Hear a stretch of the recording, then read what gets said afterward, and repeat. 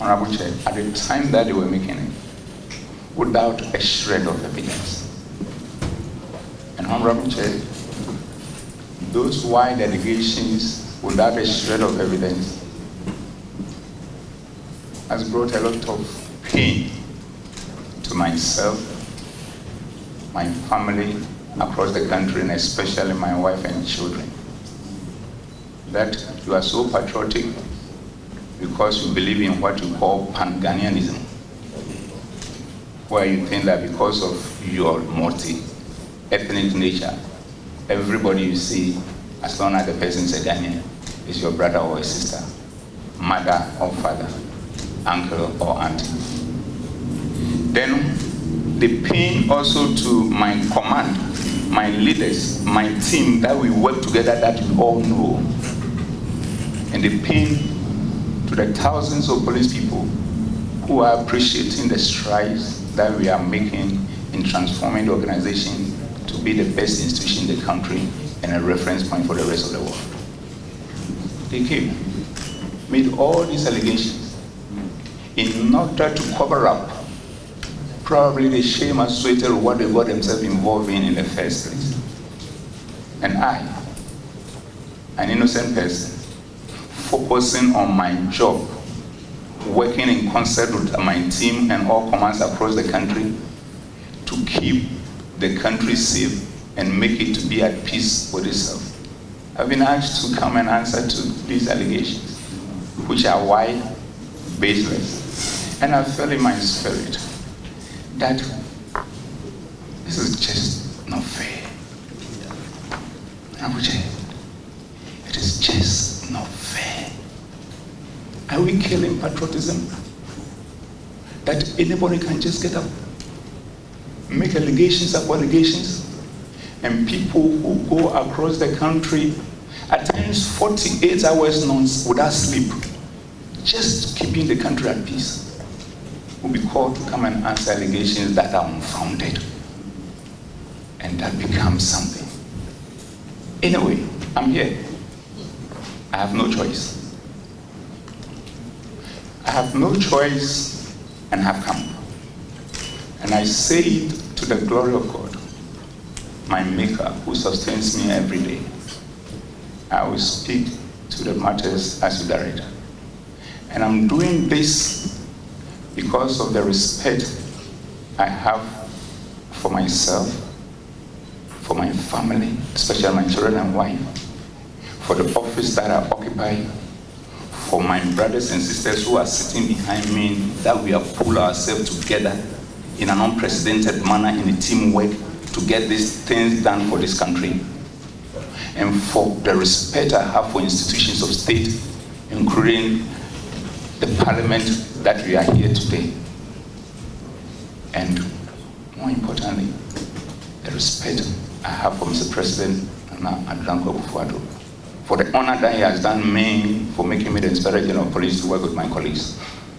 And equally more importantly, for the respect I have for the good people of this country. So, Honorable Chair, I am here being asked to answer to why allegations unsubstantiated by my brothers in order to cover up their shame. I am ready. I thank you. The point I'm trying to make is the fact that we are all human beings. And at times, these things happen. You may have all what it takes to handle all the situation. But when you are speaking to a matter and the feeling of how you feel comes on board, it's normal. And the most important thing is that I understand all the issues you are raising. And I'm in sync with it because I'm a true Christian. Now, do you have a working relationship with Chief Bugre Nabu?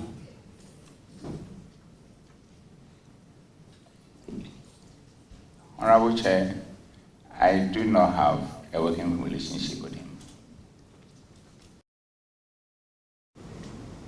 Probably my brother wanted to say I'm the best and he missed it. Because the records are there for everybody to see. the beauty of mankind is that everybody has an opinion and he can express it in any form or shape, but that has not changed the facts. And this is the point, Honorable Chair. Since my colleagues and I, and the rest of the commands across the country, had opportunity, by the grace of God, and the honor done me by His Excellency the President, Nana Addo Dankwa Akufo-Addo, we committed ourselves to transforming the organization to become the best in the country and a reference point for Africa and beyond, in a teamwork fashion, based on Genesis 1:26. So even granted that I'm the West, then all of us collectively are the West, including probably my brother who was serving in that capacity as member of the team that I lead. So I think it was a slip of tongue on his part.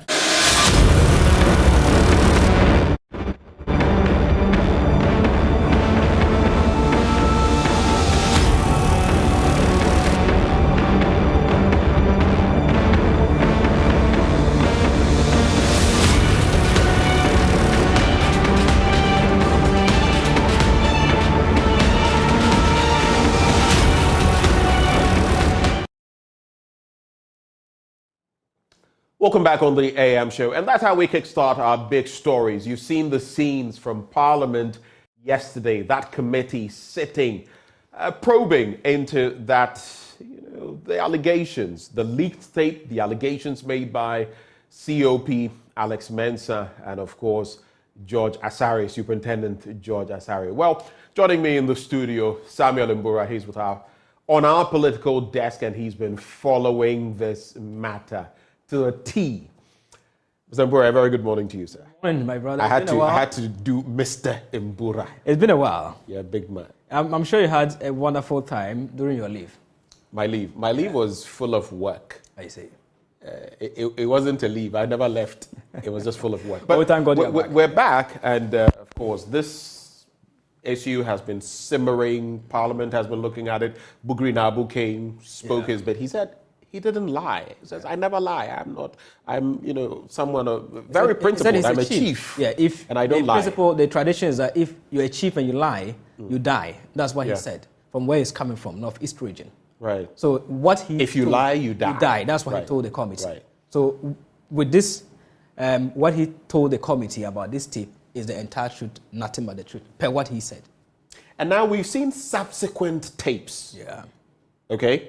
With Bugri Nabu in there, there's been talk about the 10,000. And yesterday, that culminated in the question posed by Atachia in reference to what the relationship is between the IGP and Bugri Nabu, whether they have a working relationship or something of the sort. Yeah. And he denounced it. He said, no. He was asked whether Bugri Nabu had ever come to his office. He initially said, to his knowledge, he did not know and all of that. But just walk us through briefly what transpired yesterday. So yesterday, the IGP was the first time the IGP appeared before the committee after all the witnesses took their turns to testify before the committee. We know the first was Bugri Nabu, followed by COP Alex Mensah. JB, also Superintendent Eric JB had his turn. He said he wasn't actually part of the recording in the tape, but his name was mentioned in the tape.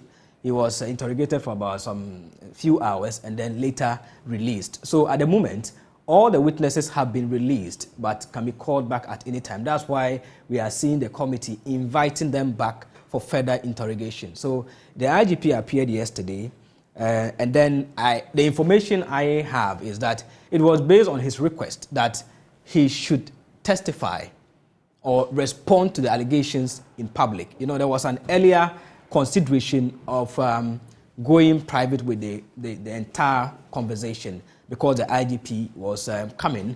So the argument was that this borders on national security, so having the whole IGP appearing before the committee, he may say something that will be sensitive and then could hurt national security. So, but that decision was later rescinded. Then they brought him back for the public hearing. So that's where he had opportunity to respond to the myriad of allegations against him. So before then, there were objections from his lawyer, the renowned lawyer Kwame Jan, on the mandate of the committee. He felt that the committee was exceeding its mandate. He made reference to the terms and references of the committee. And especially when I remember when Atachia, said something about not forgiving too quickly because there could be other things that could come up. Yeah, and then that caused some concern for the IGP, and he stated that vehemently. Exactly. So the lawyer was of the view that, one, it's like you are exceeding your mandate per your terms and references. But the committee chairman, Mr. Atachia, came and explained and overruled that there were other issues about the presence of other witnesses. The 3 witnesses that were before the committee. We had Superintendent George Asari, who is with the protocol unit at the headquarters of the Ghana Police Service.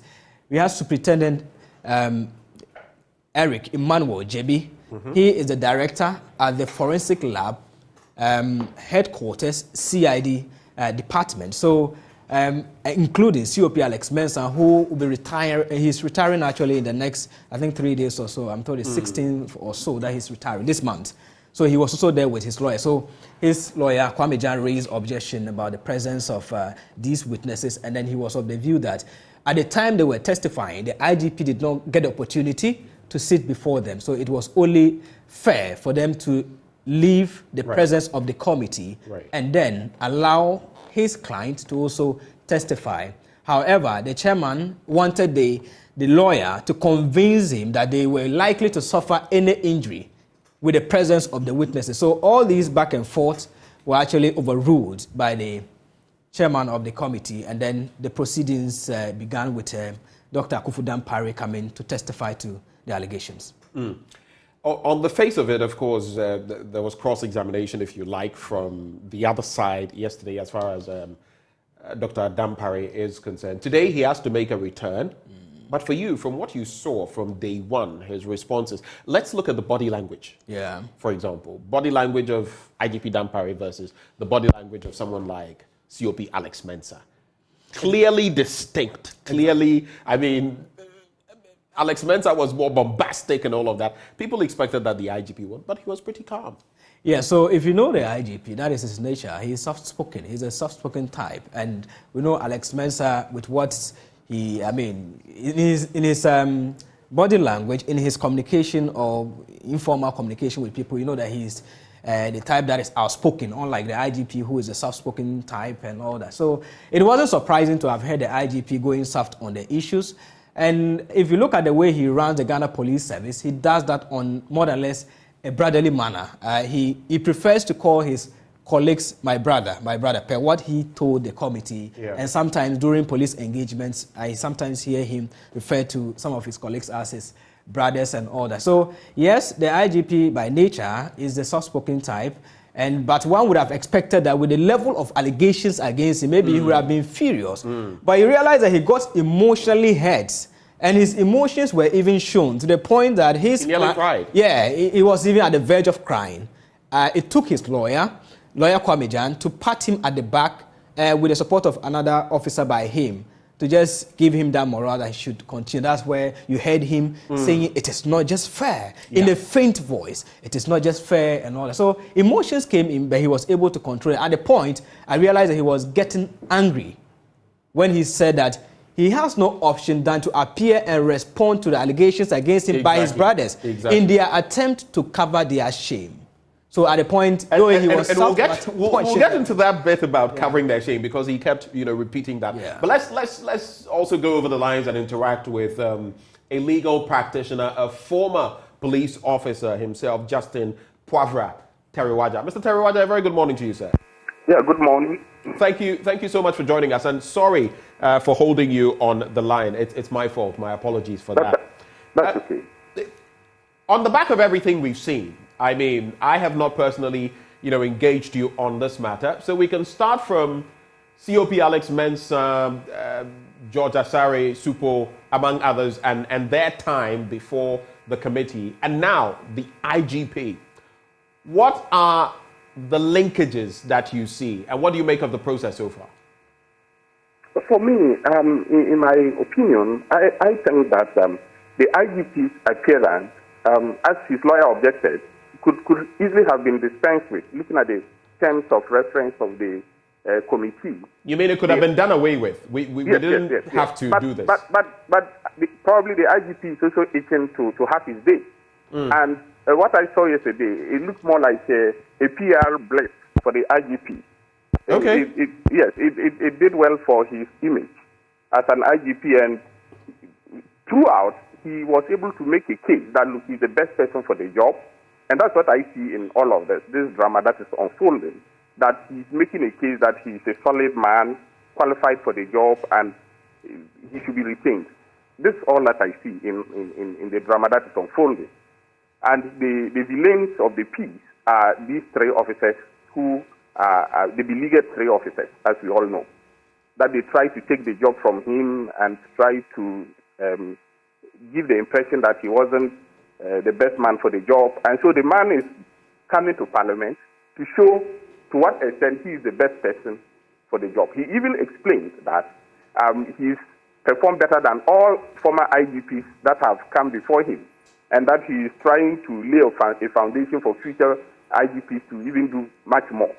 You know, so I just see it more like a PR campaign for the IGP. What did you make of that statement, though? He asserts himself. Of course, the point he makes there is on the back of comments by the senior officers who have been probed already, who intimated, Alex Mensah to be specific, said that he was the worst IGP ever. So he also came and said that, in fact, he jokingly said that, I'm sure he was trying to say best, and he said worse and all of that. So he had to defend himself. But in defending himself, did he overdo it? For example, suggesting that maybe he's the best we've seen. He had to defend himself. In any case, in my thinking, I was thinking that, look, from the context in which COP Alex Mensah tried to say bad things about the IGP, it was obvious that these were not things that he was honest about. This is somebody who said early on, even in the same recording, that if this man remained as IGP, then mafia tactics could not be employed to break the eight. And that he needed to come and employ mafia tactics to help the current government break the eight. Now, that alone speaks volumes about the IGP. For me, that alone, the damage was done to the person who's speaking already.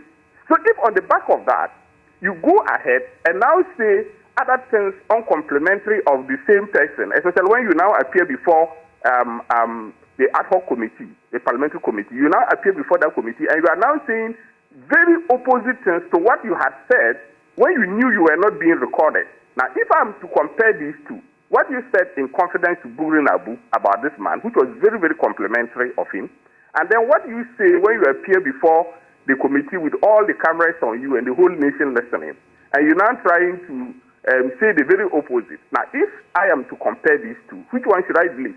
So it was obvious to discerning minds that the damage had been done. The whole thing had boomeranged on COP Alex Mensah badly.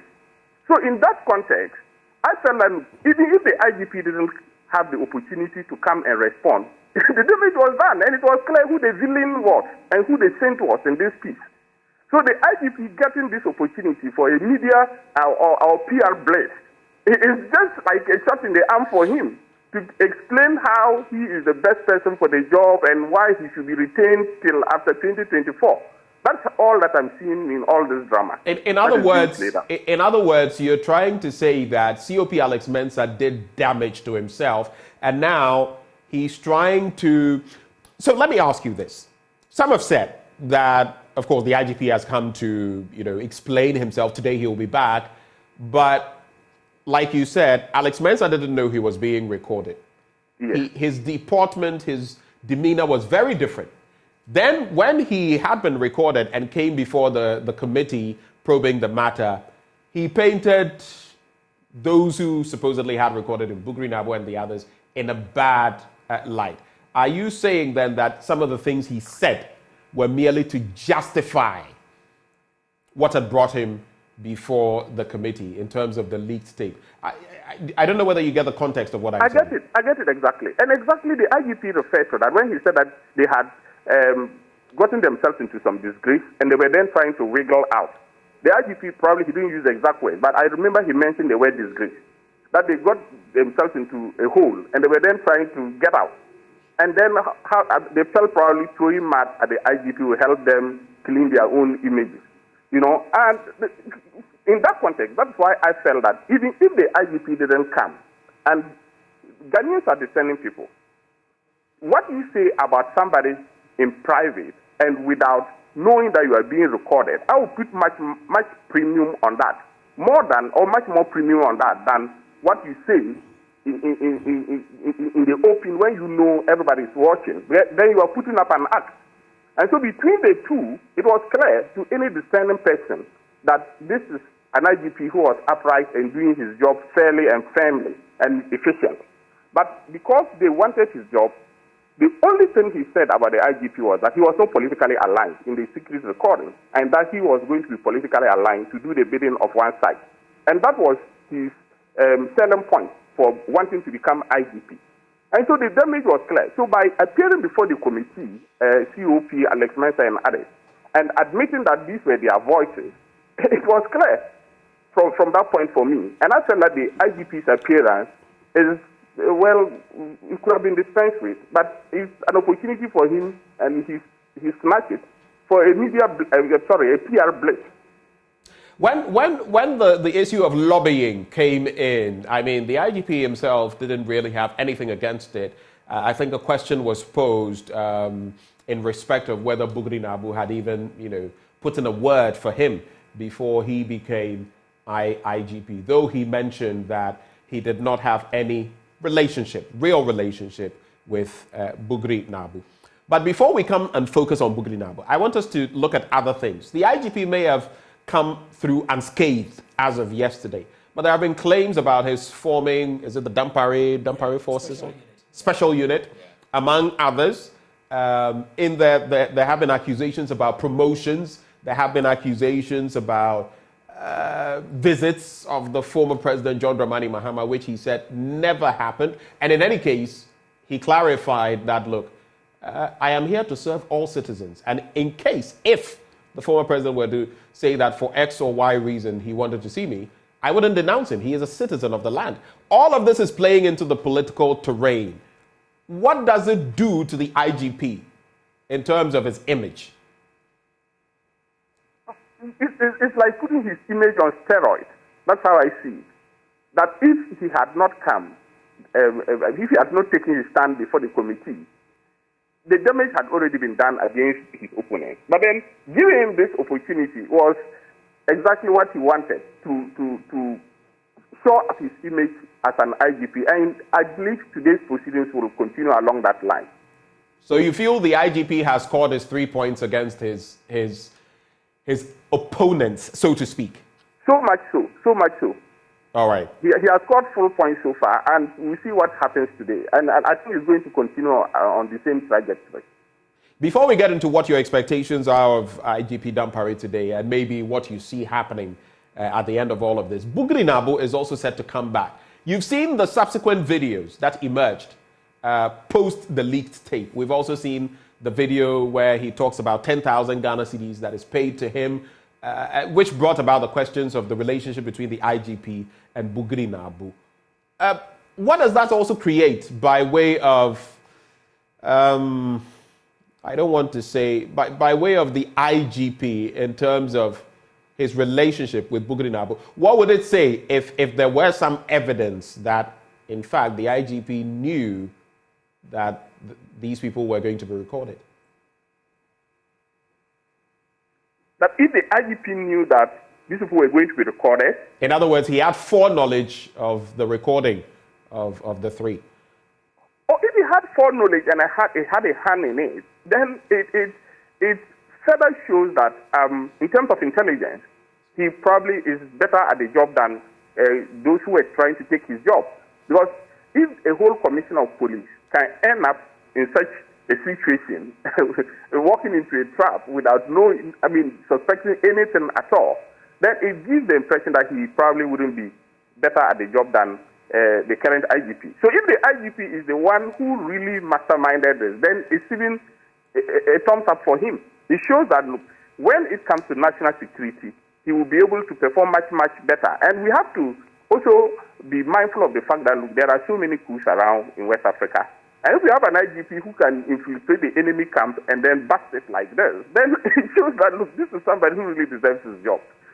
So you're suggesting that on the part of COP Alex Mensah, George Asari and others, this would be ineptitude and, aptitude, if you like, for the IGP. But what do you say about these tactics? In a court of law, for example, there are certain considerations when it comes to recording someone without their foreknowledge. Would this be right if it were proven that he somehow was behind it? Would it be right per your standards? The Supreme Court, yes, the Supreme Court has ruled on this, and for fighting crime and other kinds of unlawful behavior, it is right. Because if you are to carry, the right to privacy has to be balanced against the right of the public interest. Let me put it that way. But my question, pardon the intervention. My question is, in this instance, is it crime being fought? Is it these are people who purportedly solely are going for his job? That's all they're doing. But it has national security implications because they were going for the job and they themselves, on their own admission, the reason was to employ mafia tactics to cheat on the elections. To cheat during the elections, you understand. So then, it has national security implications. We have Ayawaso West Wogon, where people suffered some, were named. We have Tikuma South, where people lost their lives. And then, if this is done, and this is just at constituency level, so if this is now brought up to the national level and replicated, you can imagine the national security implications of such behavior. So then, if this is even more than crime, because if the whole nation is to end up like what happened in Tikuma South and Ayawaso West Wogon, you can imagine what will happen to this country. So if an IGP is able to infiltrate the other camp to thwart such efforts, then it is kudos to him. So in this type of behavior, if somebody has to record you, I think it is all well and good because the Supreme Court has made exceptions to the right to privacy against recording people without their permission. There are exceptions for fighting crime and issues of that nature. So a recording of this nature should not be against the law, what the Supreme Court, how the Supreme Court has interpreted the Constitution along that line.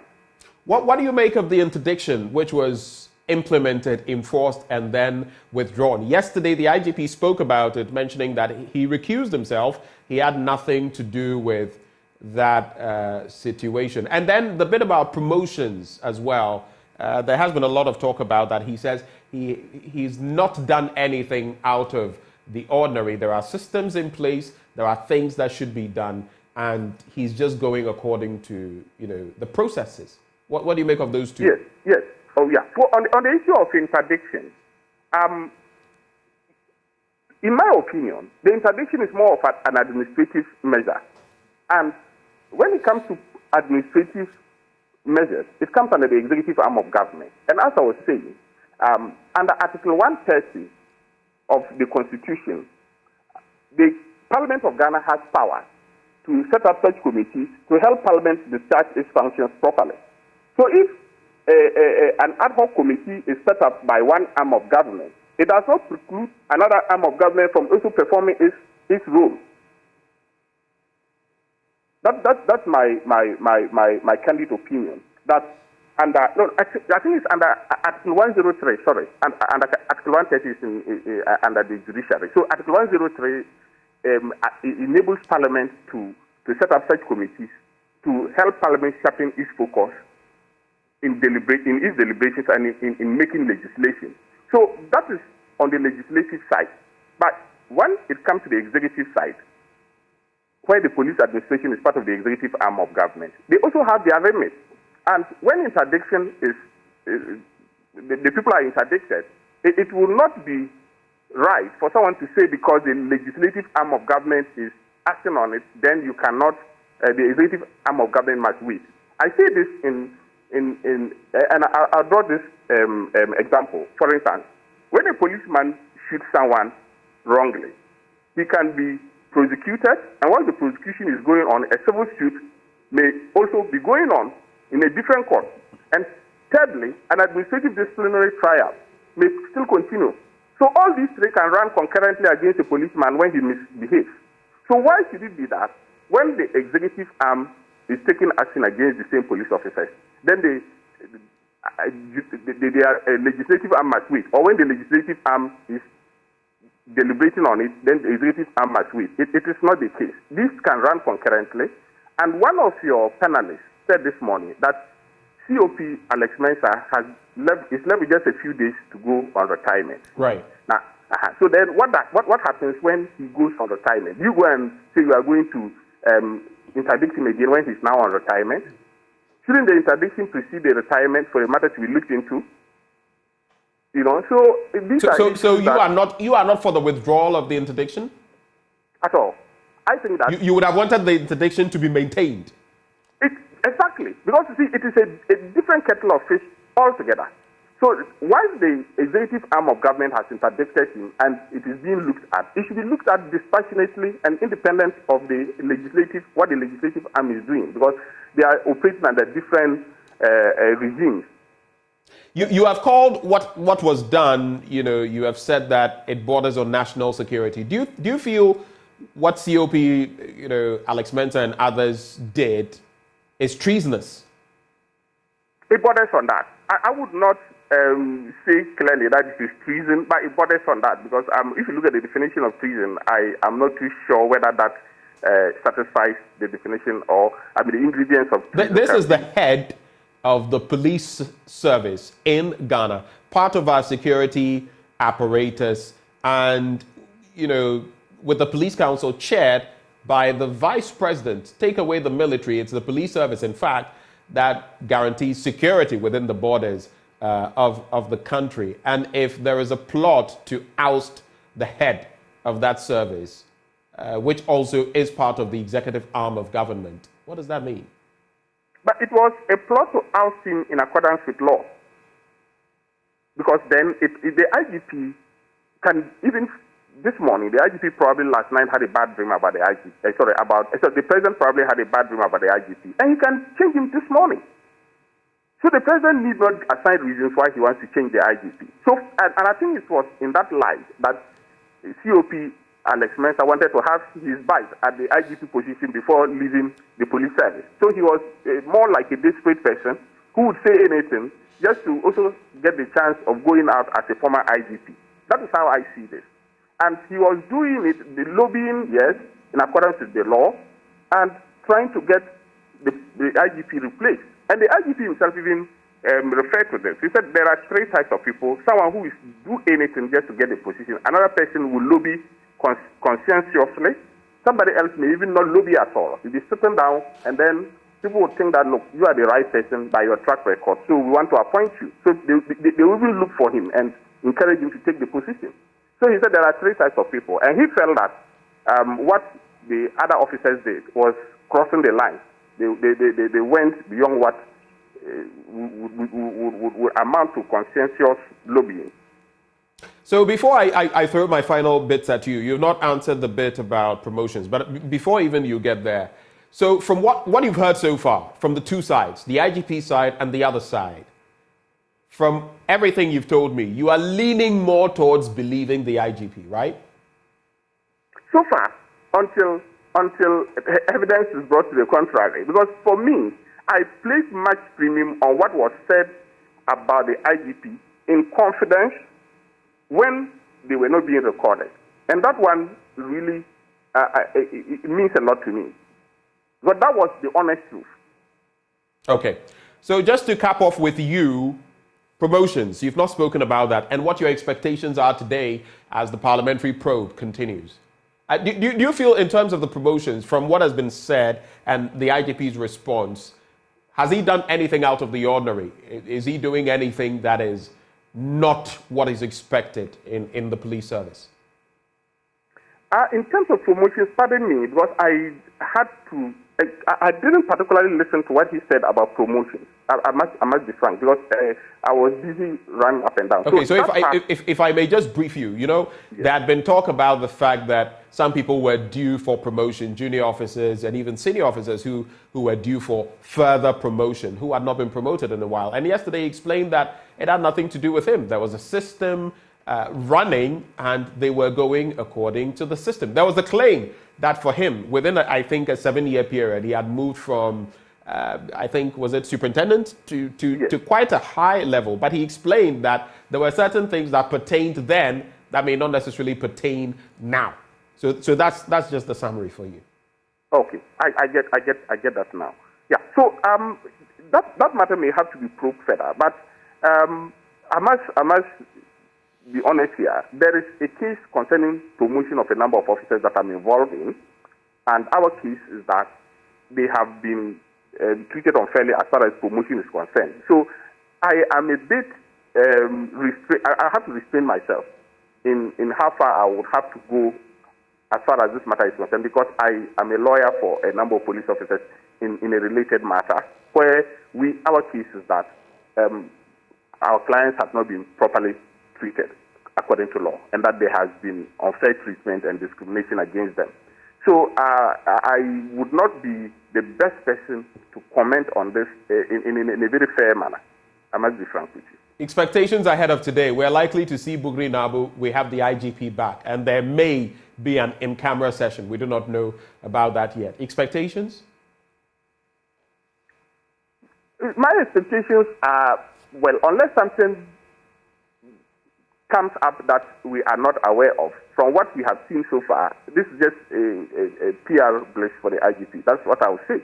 So, once we are going into an in-camera session, for me, I would say we should hold our horses. Let's see what comes out of it. But even with the in-camera session, the difficulty is whether what comes out of it will not be treated under the rubric of national security and kept under wraps. So it's a bit tricky there, whether we'll even ever get to know the outcome of what goes on in camera. All right. We also know the National Security Minister, Albert Kandapaa, will be before the committee today. In fact, yesterday, the chairman of the committee, Atachia, made mention of the fact that he would also have to appear. I think the question about what happens at the end of all of this, even after the parliamentary probe, likely within the police service system and everything that has happened, maybe we should leave that for another day, right? I should think so. Okay. But as I said, under Article 103 of the Constitution, that is what Parliament is is going by. And it's more about sharpening the focus of Parliament for its work. So let's see how this will impact on parliamentary work. Is it that Parliament is considering reform, amendment of the Police Service Act, amendment of the Constitution, restructuring the police? I don't know. Let's wait and see what this will lead to. All right.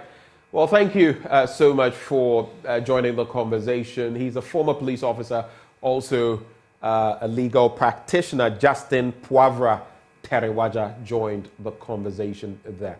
Let me come back into the studio, Sam. Interesting conversation we've had so far with, exactly. And he represents police officers, so he knows, he's been there, he knows what the system is. He was actually at the prosecution unit of the Ghana Police Service, so he knows what's the dealings are in the Ghana Police Service. That's why he said he was a bit constrained to talk about promotion. Exactly. On the promotion bit, there are issues of junior officers not being promoted.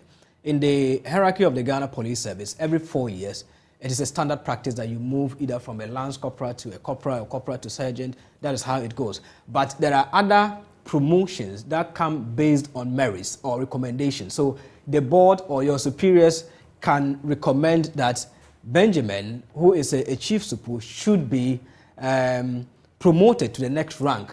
So if it is something that is agreed on, then you'll be promoted. So Dr. Dampare gave the explanation that the police management board sits to take such decisions. He's not the only person who can just get up and say, I am promoting this person, I'm not promoting that person. So that's why he said any person in the service that has been due for promotion, that has been duly done.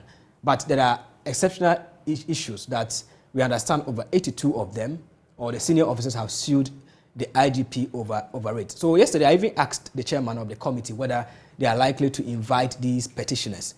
They've also petitioned the committee as well. They have an input to the probe. So the chairman indicated that, yes, they have not even looked at their petition yet, but if need be, they will invite them so that they'll be able to broaden their investigations into the whole issue. So today we are actually expecting, I don't know if it's a showdown or whatever, but one thing you should note is that IGP in his appearance before the committee came with almost all heads of the departments, from GP1 himself to the Deputy IGP, who is a COP Tete Yohono, and all the departments at the Ghana Police Service were there. So if it has to do with issues that borders on recruitment or whatsoever, so those people are there to clarify on some of these allegations. So I'm sure that will unravel in the course of the in-camera interrogation. But today, we are not sure yet. Until we get to the committee, we don't know whether it will be in camera or it will be made public. Can we expect any, cross-examinations today? I mean, yesterday we saw a bit of that, the lawyers, and there was this lawyer with a baritone, who would come in. Yeah. But we've heard the IGP's point. Yeah. I don't know whether at any point we're going to be hearing from the other side again, especially as mention was made yesterday of some evidence that will be adduced before the committee. So the evidence will be in camera. So we hear from the National Security Minister, Albert Kandapa, whom the chairman said he is expected to appear. The reason he's appearing is because the witnesses, some of the witnesses, that's Eric Emmanuel Jebi, had already appeared before the National Investigation Bureau, NIB, on the same leaked tape. So they want to find out what that ministry has gathered so far as this leaked tape is concerned, so that it will give them a wider perspective on the direction they will go with this whole report. There is a fact-finding committee that are supposed to report what they have and perhaps make recommendation. It's even make recommendation to Parliament.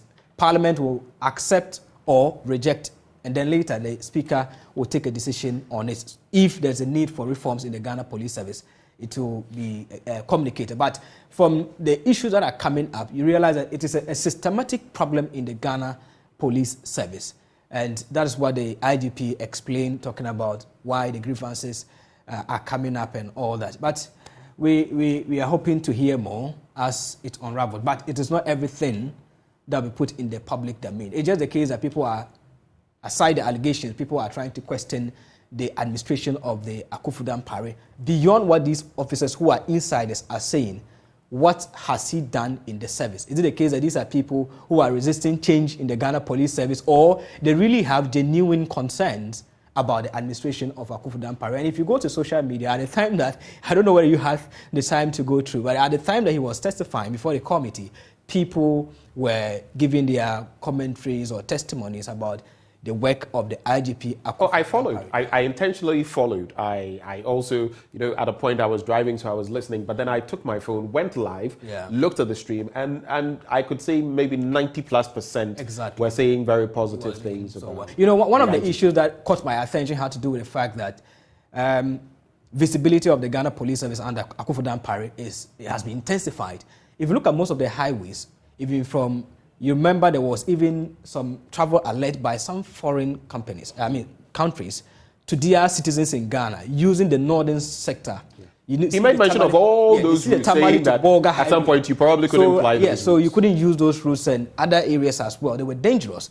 But we now have highway patrol teams there. And also, the lower ranks have been empowered. Per some of the commentaries that we read and per the checks, they have been empowered now to even arrest politicians. The chairman himself, Mr. Samuel Atachia, indicated that his driver was even arrested. Right now, if you are using airport, the airport police, the least mistake you make, they will definitely arrest you. Whether you are driving on the shoulders of the road, you are driving recklessly, you will be arrested. Just about a week and a half or less. Yeah. I saw someone at the association school going down, where you can turn left towards the mall, right, heading back to 37.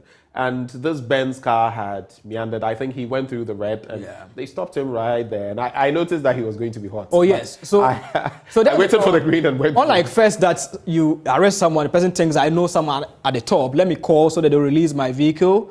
That is no longer the situation. So a junior officer arrests you with the supervision of an inspector or a chief inspector. They take you through the process, take you to court, fine you. And those monies go into the coffers of the country, and it contributes to our revenue generation. But I find something problematic. You know, the whole bit about, oh, I am an MP, I'm a minister, or I am this, I am that. So if you've broken the law, you've broken the law. Yeah. It reminds me of an anecdote from way back where a police officer in the UK supposedly arrested, you know, a group of people, and one came out and said, oh, I am Sir Cedric, and this is Sir this, and Lord that. And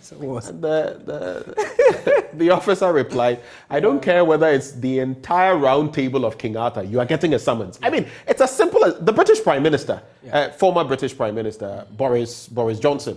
You remember he had his own issues with, it doesn't really matter. So when they were discussing that bit, though, I felt, politicians have become too... So you see, you're a politician, so what? That was one of the allegations, that he's using his office to hunt down big men in the MPP. And even when one of them was testifying, big men in the MPP, too big to follow the traffic regulations. That is the problem here. So Mr. Atacha even indicated he was there, his driver was arrested by the police. He wouldn't use his influence as a member of parliament or whoever he is in the MPP to influence whatever. So if you are caught by the law, you are caught by the... Has he done anything contrary to the law? So these are some of the issues that we'll be looking into, these allegations of he using his, position to hand down MPP members in favor of the NDC with the expectation that they'll return him a favor of retention when the NDC... And you know, he responded to that, that he is not on the road himself. And no one targets... I mean, probably you wouldn't even be able to know that this is an MP or this is a minister's car. You can't see a Land Cruiser or something and immediately assume it belongs. There's actually a tall list of even this people, or that. Yeah, there's person. even a tall and you list. wouldn't even be able to know that this is NDC or MPP. There's a tall list of dignitaries that have been arrested by the police, and including journalists. Our own colleagues, senior colleagues, they have been arrested. Yes. Phone calls were made. The man said, "Look, you have faulted. You have to go through the process." So these are some of the issues that came up before the committee and the committee chairman, and I like the way Mr. Atachia is handling the whole issue. When he realizes that everything is getting tensed up, he brings in an icebreaker, and then at least it relaxes everything, and then they move on with the probe and all that. So a whole lot is going to come out from the revelations that we are expecting today, especially with the National Security Minister. If he appears, and then it will be public telecast, fine, we'll get to know the details. But if it's a case that it's going to be an in-camera, maybe the committee will come and address us afterwards. Then we'll look at the way forward. But all witnesses, including Daniel Bugrina, he couldn't come yesterday because we're told that his lawyer wrote to them that he had equally important House of Chiefs duties. You know, he's a chief in Namu, in the Northeast region, so he couldn't make it. So we are expecting that today, Daniel Bugrina, the star witness, will appear before the committee. Well, they'll proceed. We'll await the showing up of the star witness, Samuel Mbura, on our political desk, and he brought us those details. We'll take a bit of a breather. When we return, we'll be crossing over to Kumasi and the Ashanti region, and likely Wa in the Upper West region as well, where we'll be looking at the citizen's microphone. We'll be contemplating the limited registration exercise of the Electoral Commission, which started yesterday, and what the process has been like so far. All that after the break.